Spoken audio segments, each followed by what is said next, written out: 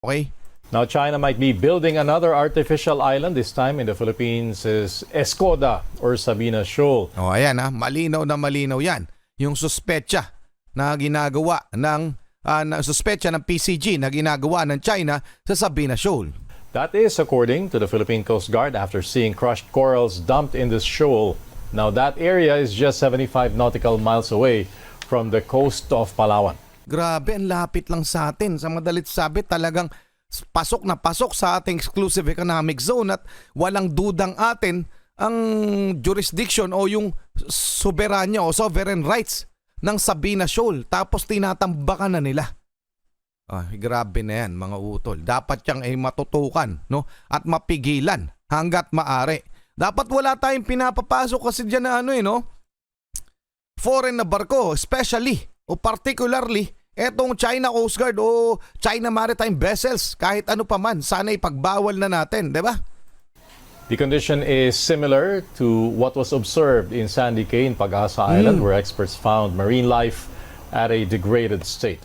Ayun mga utol ha. So pinakita ko lang sa inyo na meron talaga, okay? Na legit na merong sinususpetsang reclamation activities ang China dyan sa Sabina Shoal. Tuloy na muna natin tong kay Melvs Castle. Mga karunungan, kaalaman, teorya, kasaysayan, hiwaga at mga bagong tuklas. Alamin natin. Abay, gumagrabe na ito mga utol dahil meron na namang natutunugan o suspetsa ang Philippine Coast Guard dahil di umano itong China ay may plano na namang magtayo ng bagong artificial island dyan sa malapit sa Palawan, sa isa na naman sa teritoryo natin. Yan ang ating aalamin mga utol. So kaakibat pa ng ibang report. Mula muna kay Melvs Castle, pakisubscribe siya, pakilike na rin yung video. Yan, nakakatakot ito. Sinasakop na tayo ng China, bagong military island ng China itatayo sa Palawan. Titingnan natin yung mga report tungkol dito sa katotohanan nitong featured video natin. Pero dito muna tayo. Game na. Malulungkot ka sa naging itsura na ngayon ng Sabina Shoal. It appears na yung mga coral reef kinukuha, kinacrash, and then eventually dinadump. Yun yung nakakalungkot na part dito. Namatay lang or intentionally pinatay to give way for small-scale reclamation. Grabe. Small-scale reclamation sa Sabina Shoal. Yan yung suspecha ng Philippine Coast Guard. Okay? Ang balitang to, China nagtatayo na ng panibagong isla sa West Philippine Sea at inuunti-unti na ito. Pag hindi ito tinutukan ng Philippine Coast Guard, bye-bye na Sabina Shoal. Sa litrato kasing ibinahagi ng PCG, tignan kung gaano kadami ang tinambak ng China. Dahil dyan, wala nang isda ang makikita sa paligid ng Sabina Shoal. Ucha, tinatambakan na talaga mga utol, no? Ayun yung matindi dyan. Ay talagang parang hindi na suspecha, no? Parang talaga magsisimula na silang ng reclamation nila. Ay grabe. Dapat ito'y mapigilan agad kung talagang ganun ang pakay ng China. Okay, tuloy muna natin ha. At ang pinakamaapektuhan nito ay ang kababayan nating mangisda. Ang bumalagana sa amin ay mga dead and crushed coral. We're going to talk to fishermen from Palawan. Alam nila na kung gaano kayaman na pangisdaan dati ang natin imo-monitor ito at hindi natin babantayan ito. Baka sa mga susunod na buwan, magulat na lang din tayo na sa Sabina Shoal, malalaki na rin ang mga isla na nandito na ginawa nila. Hindi yan mga utol ha. Ano yan ha? Totoo yan. Posible mangyari yan kung nagsisimula na sila ng reclamation, maliit-liit kunwari, tapos habang papalaki ng papalaki, kukabaliktaran niya ng kanilang ginagawa at sinasabi sa media, no? Na tayo daw yung nagtatayo ng mga... Pero talaga, sa international law, bawal po yan, lalong-lalo na sa disputed waters. Okay? So itong reclamation na ginagawa ng China ay panibago na naman. Niloloko na naman tayo, no? Dapat ito'y mapigilan. Tingnan muna natin yung artikulo tungkol dito, mga utol, bago tayo magpatuloy. Ito'y mula sa Reuters, ha? Ayan, no? Philippines sends ships to disputed atoll where China's building artificial island. ayan, malinaw na malinaw, no? Manila, May 11, kabago-bago nito. Ngayon lamang ito, May 11, 2024, okay?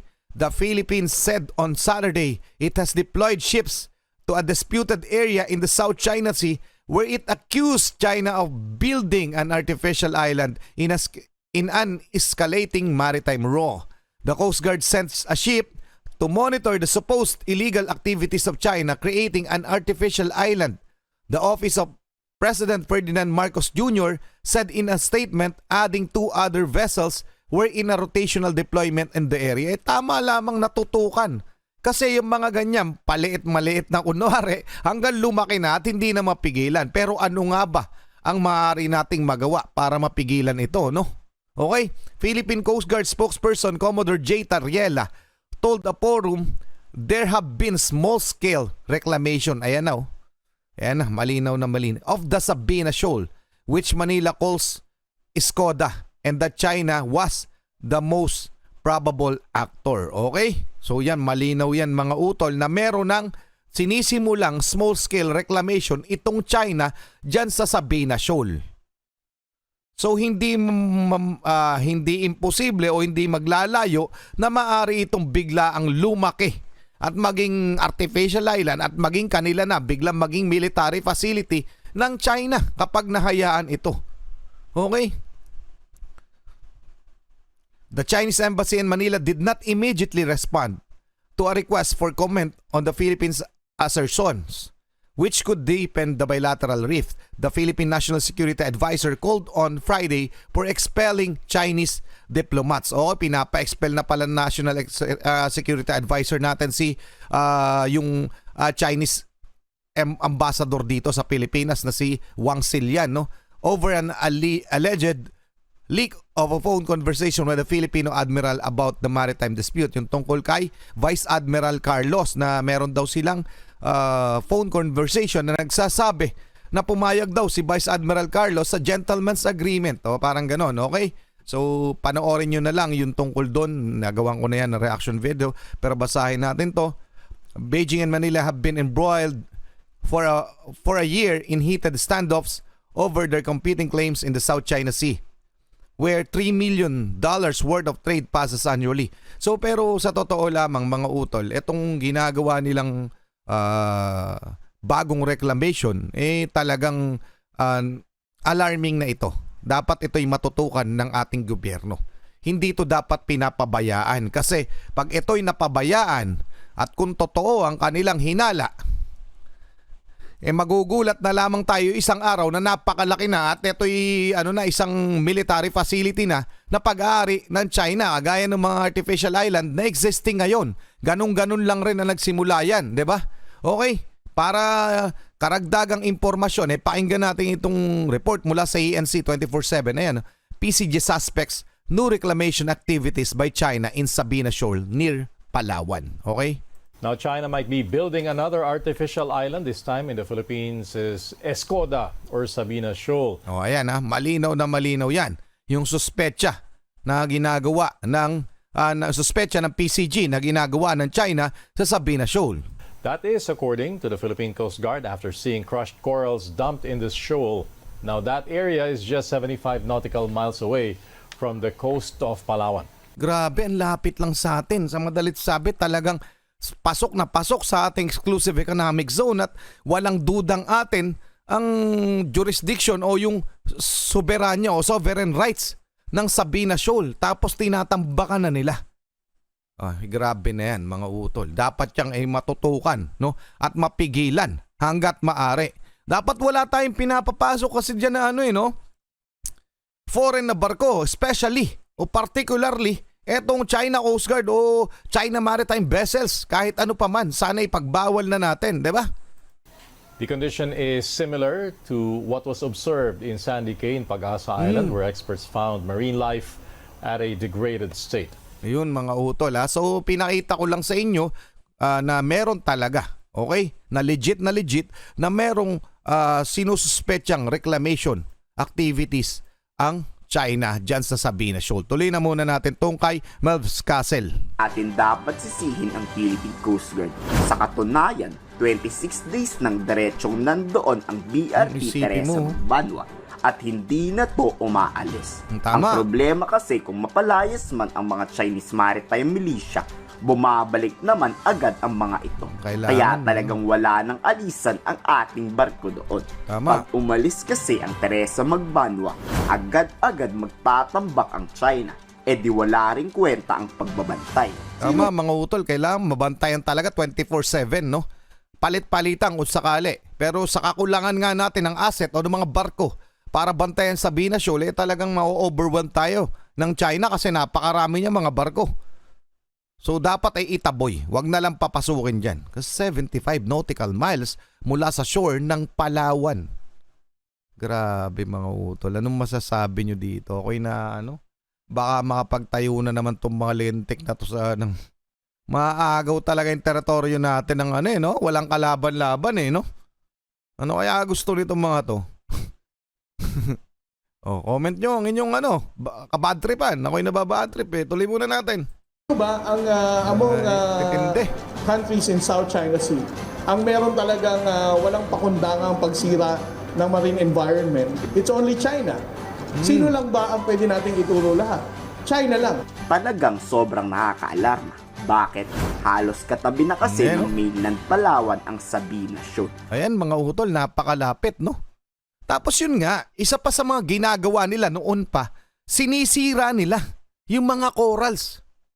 Yung mismong ecosystem ng mga katubigan natin na meron tayong karapatan. Sinisira nila. Sa madalit sabi, pag sinira mo yung mga corals na yun, mag-aalisan yung mga isda.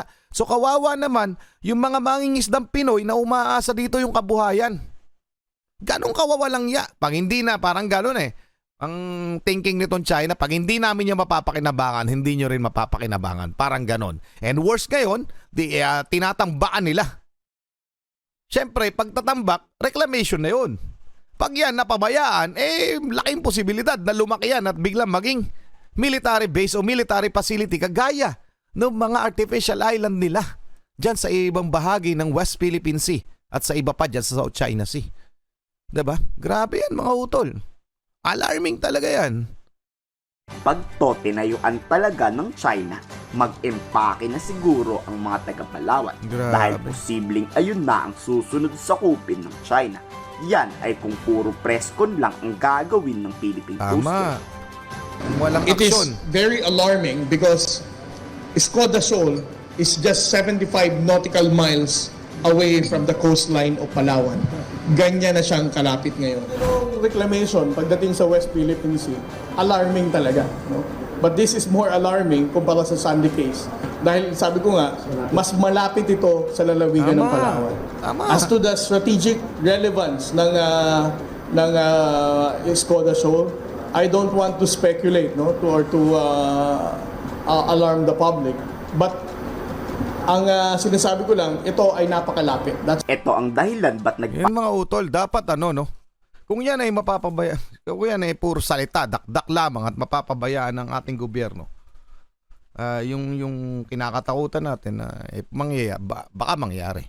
Baka makuha nila yan. Yun lang yun. Wala na akong naano na ako yun ang pinaka dapat hindi mapabayaan. Yun lang yun. Dapat hindi mapabayaan. Kagaya Sana hindi mapabayaan, 'di ba? Sana hindi matuluyan na maangkin ng China. Naniniwala pa rin naman ako sa kakayahan ng ating gobyerno para sa aksyonan yung mga bagay na yan. Okay? Tuloy muna natin. Basta yun, panawagan na to para na rin sa mga nakaupo. Sana po sa ating Philippine government, panawagan na to.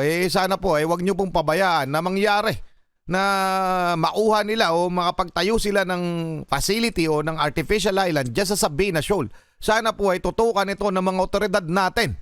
Ha? Huwag po puro dakdak. Baka puro dakdak na naman. Mamukat-mukat mo meron na niyang mga nakuha na ng China yung Sabina Shoal O ayan panawagan na to. Mga utol. Hindi po ito pambabatikos. Ito po panawagan para lamang lalo yung pagigihan. Diba?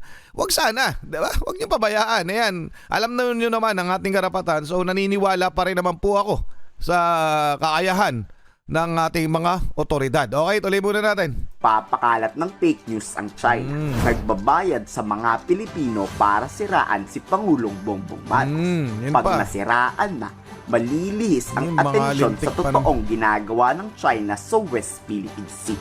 Ang magtambak at wasakin ang yaman ng ating karagatan. Kung po pwede lang talagang bombahin natin ang China para Tama. matigil na to. Tama. Kaso tayo ang lugi pag ginawa to ng AFP. Part of Marites warfare. Marites warfare. Marites May warfare. bago po tayong term Marites ngayon. warfare. To sow intrigue among us Filipinos Tama. na tayo ang mag-away-away. And we will be diverted from the true issue, which is China encroaching into our territorial domain in the West Philippine Sea. Mga utol, ito masakit eh. Meron pa mga Pinoy na nagrarally na gusto pang paalisin yung mga US troops dito sa Pilipinas. Ano bang feeling nyo? Sila yung nakakagulo? Sila yung nagdadagdag ng gulo? Hindi nyo ba nakikita yung ginagawa sa atin ng China? Ito po ay tugon ko na doon sa mga Pinoy na parang kumakampi pa sa China, nagrarally pa kayo. Gusto nyo pang paalisin yung US? Yan na nga lang yung dahilan kung bakit hindi tayo tuluyang tinatarantado ng mga Chekwa na yan. Abay, grabe kayo. Bayad kayo eh, no? Ang titindi nyo, san utak meron kayo? Mga kapwa ko. Anong gusto nyo? Sa China tayo kumampi. Ninanakawan na nga tayong teritoryo. Naagawan na nga tayo harap-harapan. Wala na nga tayong magawa. Kampi pa kayo. Gusto nyo pang paalisin yung US troops? Di lalo na tayo nalintikan. Ano ba yaman yan? Ano mga kababayan? Bay gising. Malaki ba pera dyan? Anyway, anong magiging opinion nyo dito mga utol? Pa-comment na lang. Walang... Diyos ko naman, yung mga kababayan ko pa, grabe naman kayo. Kawawa na nga tayo pati mga kapwa Pinoy, aawain nyo pa. Magtulong-tulong na tayo dito. Huwag na tayo magbangayan, magturuan. Diba? Anyway, hanggang doon lang muna. Maraming salamat sa iyo, Malv Castle. Maraming salamat sa inyo. Muli ako sa Target Achilles in behalf of the Real South Pride Production. Okay, nagpapasalamat sa walang sawa niyo pagsuporta. Kayong mag-iingat. Keep safe. God bless at saludo po sa inyo lahat. Maraming salamat po.